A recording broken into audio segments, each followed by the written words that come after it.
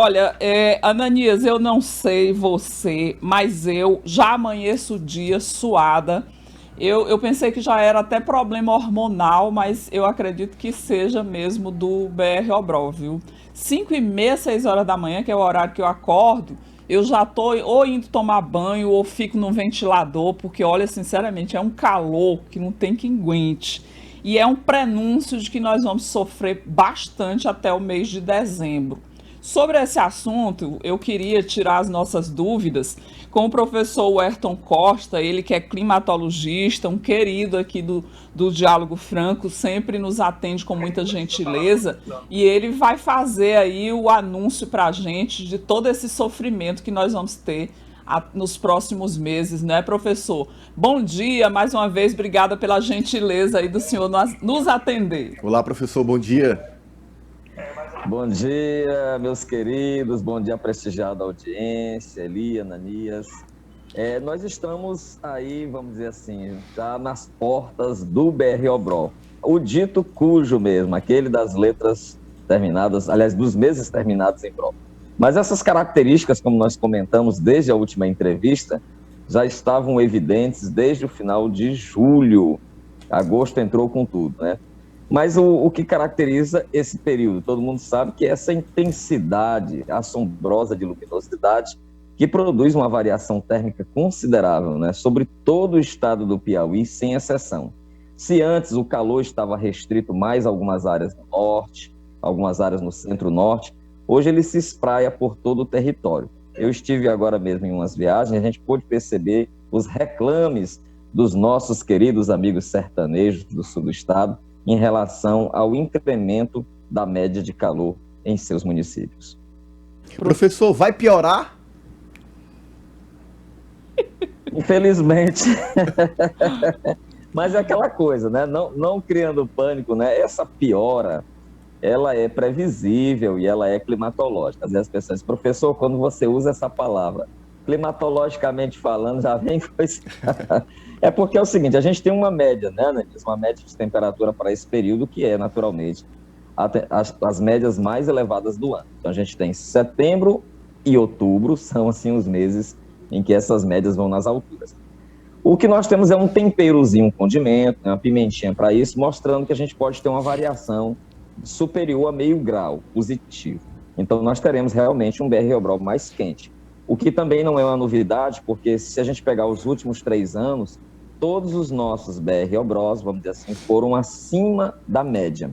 Mas esse acima da média, eu faço questão de ressaltar, porque nós estamos vendo uma época de muitas polêmicas, é um acima da média, dentro da média do período. Então, por exemplo, se setembro tem um padrão em torno médio de 36 e nós tivermos um incremento de meio a 1 grau, isso é em cima daquela média. Nós não estamos um ano após ano mais quente nesses municípios ou no estado do Piauí. O que nós temos é um incremento nas médias mensais, ok? De tal forma que o BR Obrol ele vai ter sempre uma tendência, dentro dessa previsão, de ser mais quente, mas não temos informação se ele será mais quente que o ano anterior. Isso ainda não está visível. Estamos, inclusive, aguardando o fechamento dos mapas do INPE-CPTEC, que é o órgão que tem a expertise no monitoramento, para dizer qual foi o comportamento térmico de agosto de 2021 em relação a agosto de 2020. A tendência é que realmente seja mais quente que o ano passado. Não apenas pelas observações feitas pelos populares, pela população de modo geral, mas pelo fato que a gente teve um agosto mais seco. Esse agosto de 2021 foi relativamente mais seco que o ano passado, que os anos anteriores. Então, há uma tendência clara de nós termos o agosto mais quente dos últimos 3 anos. A gente confirma ou não confirma essa história de ser mais quente, mas a sensação térmica, com certeza, ela é um pouco pior do que nos meses anteriores. E aí, à medida que o tempo vai passando, a gente vai se aproximando de dezembro, ela vai piorando um pouquinho mais. E aí chega outubro, mais ou menos, que ela se torna, vai pro pódio, assim, de insuportável, né? É um negócio assim que, se você vai pro ar-condicionado, o pobre do Ananias tem rinite. Aí ele fica numa situação terrível, né? A gente vai dormir no ar-condicionado, quem está conseguindo, porque a energia está muito cara, Muito.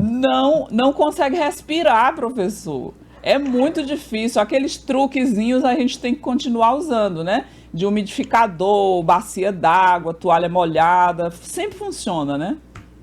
Os truques da vovó não podem ser esquecidos, porque eles são essenciais. Ananias, é complicado, né? A gente passa por uma situação, né, ou seja, baixa umidade do ar, variação, choques térmicos terríveis, e a nossa fisiologia não suporta. E a gente tem observado realmente que o comportamento térmico ele tem sido majorado, né, nos últimos anos. Eu costumo dizer que as pessoas que têm uma memória climática, aquelas pessoas que ultrapassaram já a barreira dos 40 anos, elas percebem com muita nitidez, está muito nítido na memória desse segmento etário, que os anos anteriores, por exemplo, qual é a memória que nós temos de novembro e dezembro em Teresina, né? Eu tenho quase 50 anos, então a minha memória é o seguinte: muita chuva, temperaturas agradáveis. A gente costumava dizer no popular, não é um termo técnico, o nosso inverno começava em novembro com tudo. Mas isso desapareceu, é um sintoma da mudança climática clara, que nós não temos mais essas chuvas torrenciais em novembro. Então, o processo estacional, ele migrou para a segunda quinzena de dezembro, entrando na quadra chuvosa, que é janeiro, fevereiro, março e abril. Então, consequentemente, o processo do calor, ou seja, o BR-OBRO, que era no passado simbólico, ele acontecia o pico em outubro e ficava restrito ali, outubro, primeira quinzena de novembro, ele se expandiu. Tanto que a gente fala hoje no conceito de BR-OBRO térmico. O que é o BR-OBRO térmico? É aquele que antecede os meses terminados em BRO. Ou seja, já agosto, quando bate agosto, já é BR-OBRO térmico. E o conceito de BR-OBRO astronômico, que é aquele que começa a partir do dia 23 de setembro, que é quando nós temos uma concentração de radiação solar muito grande sobre o estado do Piauí, porque começa o equinócio de primavera. Professor, o senhor falou aí de um agosto dos mais quentes dos últimos tempos. Há também a expectativa de um BR-OBRO muito, muito intenso. Para valer agora, diferente desse histórico que mostra um BR-OBRO mais ameno. O senhor falou em mudanças climáticas. O que tem afetado de forma mais decisiva para essas mudanças climáticas que a gente está sentindo aqui no Piauí? Veja bem, né? Quando a gente fala de mudanças climáticas, as pessoas fazem assim, uma panorâmica de 360 graus em torno de si mesmo para saber qual é a contribuição da minha cidade, do meu estado, do meu país para o aquecimento. A gente tem que compreender que o processo do aquecimento, seja natural, seja de causalidade humana, ele é um processo que ele tem múltiplas entradas, né? Vamos dizer assim. Vamos explicar isso? Ele não acontece só no Piauí, ele acontece na Nicarágua, na Rússia, na China, nos Estados Unidos. Então, são várias áreas que estão produzindo uma causalidade, de tal forma que, quando há uma mudança, e a gente observou agora o hemisfério norte sofrendo muito, ondas de calor extremas no Canadá e no norte dos Estados Unidos, processos de incêndio vigorosos no norte, na Europa, nos Estados Unidos, né, e parte da Ásia.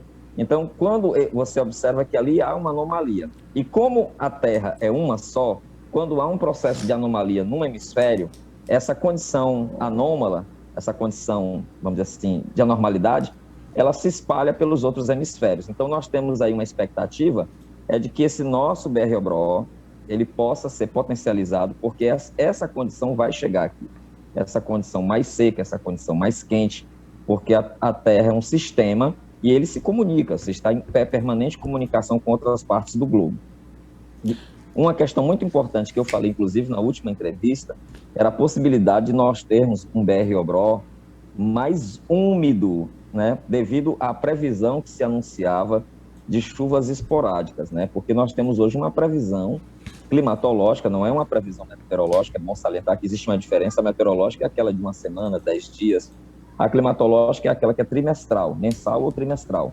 Então, existe essa possibilidade de chuvas acima da média. Então, você vê um pouco a contradição. A gente tem a previsão de um BR-Obrol mais quente, isso é inevitável, e nós temos a perspectiva de chuvas extemporâneas, chuvas de BR-Obrol, acima da média. Só que é acima de uma média muito pequena, porque chove pouco no BR-Obrol.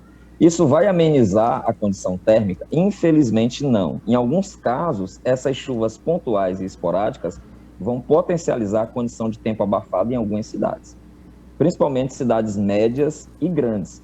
Caso de Teresina, Picos, Parnaíba, né, Floriano, Piripiri, são cidades que nessas condições terão o tempo abafado, ele potencializa aquela sensação térmica.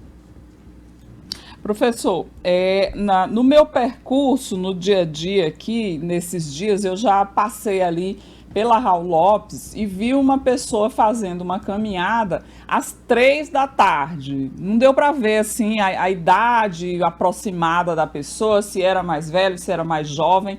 Mas, de qualquer forma, aqui no Piauí, nesse período em que nós estamos começando a viver, não seria o melhor horário, né? Infelizmente não, né? Ali você tem, eu vou usar até uma palavra que não é do jargão climatológico, mas cabe. É de uma insalubridade tamanha praticar uma atividade física às 15 horas, porque nós sabemos que esse é o horário em que a radiação atinge o pico na cidade de Teresina. Então você pode estar municiado do melhor filtro, do melhor protetor solar, não vai te proteger.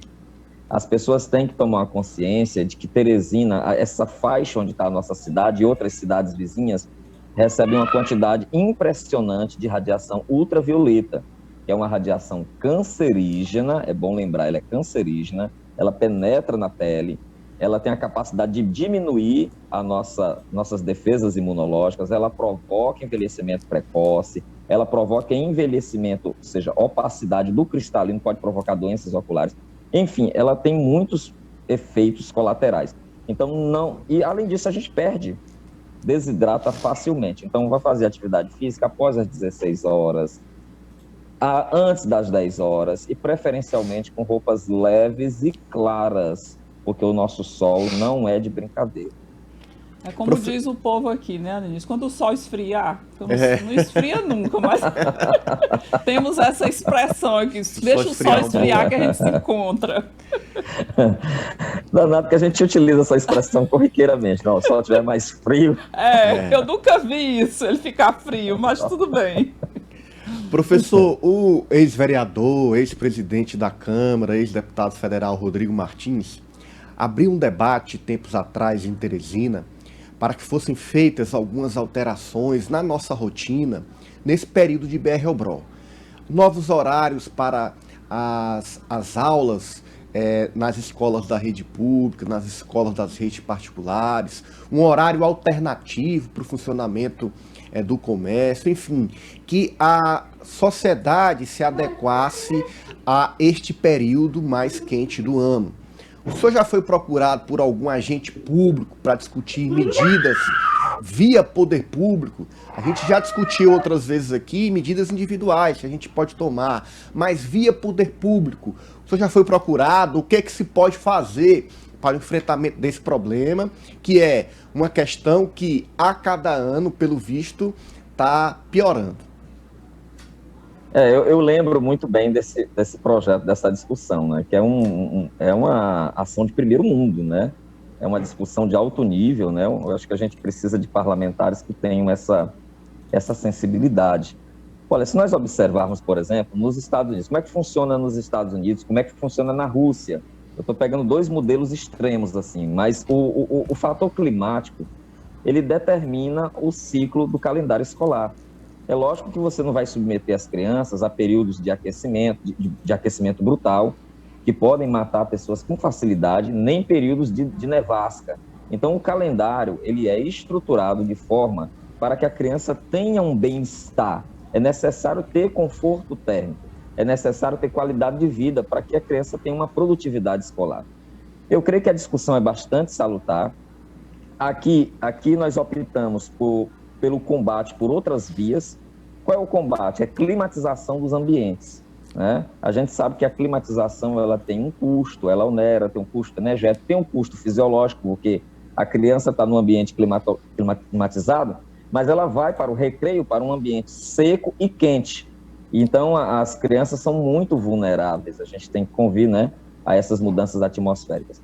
De tal forma que eu nunca fui procurado por nenhum agente público, ainda não há essa sensibilidade por parte dos gestores. Ali foi uma ilha, né? O deputado fez uma ação isolada, uma ação muito bonita, louvável, mas creio que já é o momento, diante do que nós estamos vivendo, de começar a discutir isso. Inclusive, recebendo várias sugestões, experiências que deram certo no Brasil e fora do Brasil, a acolher e analisar o que pode ser modificado. Aquilo que vier para melhorar é muito válido. Afinal, o objetivo maior da educação é empoderar nossas crianças para a vida, para o mundo do trabalho e para formar cidadãos conscientes de seus direitos e seus deveres. A impressão que a gente tem, professor, é que as nossas autoridades, elas não estão muito preocupadas com essa questão. É assim mesmo, a gente vai levando, vai convivendo. E em outros estados e até em outros países, existem ideias que estão dando certo e que podem trazer mais qualidade de vida para a população. Isso tem reflexo em todas as atividades do nosso dia a dia, né? Não só para as crianças, como também para os adultos que sofrem bastante. O senhor falou aí, professor, em mudanças climáticas, o Ananias me perguntou os reflexos disso. A gente tem aqui o registro, imagens lá da nossa afiliada de Imperatriz, de um forte vendaval que atingiu a cidade, que assustou um pouco, né, a população. Eu queria que o senhor acompanhasse com a gente. Olha só, vamos ouvir aí o que é que diz o nosso correspondente lá da TV Meu Norte de Imperatriz. Tem imagens, uma ventania seguida de chuva. Olha só, professor, a velocidade desse vento. Arrancou algumas estruturas, granizo, assustou, né? Sim, granizo, assustou bastante a população. Olha isso, Ananias, derrubou uma estrutura. Sim, estava tendo um jogo, né? Inclusive, do 4 de julho com o Imperatriz nesse estágio, Meu Deus. Quando caiu essa cobertura da arquibancada. Professor, eu queria que o senhor fizesse uma avaliação para a gente, se isso também é reflexo dessas mudanças climáticas, do que nós, seres humanos, estamos fazendo com a natureza, e ela está só dando aí o revide para nós e mostrando que quem manda é ela mesma, ou isso realmente é normal nesse período, naquela região? É muito assustador, viu? Lhe garanto. Com certeza, né, Eli? Eu recebi esses vídeos poucas horas após o ocorrido, né? Inclusive de parceiros do estado do Maranhão, que ficaram deveras assustados com o fenômeno. Isso não é normal, não é normal. A gente tem aí, existe uma escala anemométrica, uma escala de velocidade de vento, que associa o vento ao dano. E a gente pode estimar que nós temos aí um vento com velocidade superior a 100 km por hora, que é um vento extremamente perigoso, né? Você vê estruturas metálicas, concretadas, que foram a pique. Esse fenômeno, ele é totalmente incomum naquela área, na região ali da Grande Imperatriz, na região que a gente chama de Tocantina, né? Sul do Maranhão. E provavelmente, pelas características do evento, a gente teve aí uma microburst, uma microexplosão. Nós tivemos, inclusive, esse fenômeno em Teresina por 2 vezes em 2019. A gente teve aqueles ventos terríveis que deixaram milhares de pessoas sem energia elétrica. Réveillon, foi no Réveillon, né? Dia 4 e dia 11 de outubro de 2019. 2 ventos, um de 83 e outro de 86 km por hora. Foram de menor intensidade, com centenas de árvores, né, derrubadas. E esse fenômeno aí é extremamente perigoso, porque, na verdade, o que acontece aí é uma nuvem que desaba, literalmente, ela desaba sobre a cidade, provocando um deslocamento vertical e horizontal acelerado, com tendência a muitos danos. Ainda bem que não teve vítimas fatais. E isso é um recado de que a energia que está entrando, ou seja, a quantidade de calor que nós temos a mais nesse momento, está provocando essa movimentação de ar brusca. Muitos prejuízos materiais, né? E muito assustador, viu? Você que nos acompanha pela 90.3, você vê imagens de um vendaval muito forte que aconteceu na região de Imperatriz, que derrubou o teto de estádios, que arrancou mesas dos lugares. A cobertura do estádio ficou parecendo um papelão amassado, realmente bastante assustador. As vidraças utilizadas na estrutura de prédios também caíram.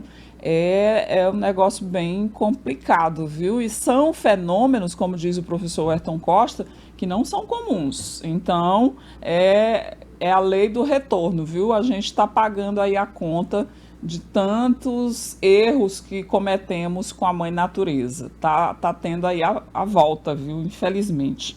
Professor, eu queria... Pois não. Tem um detalhe ali. Esses fenômenos são imprevisíveis, viu? Desse tipo aí, não dá para prever porque é numa escala muito pequena. Certo. A gente não tem nem como se proteger, né, professores? Olha, fique em casa, que dia tal, hora tal vai acontecer isso. Não tem como, né?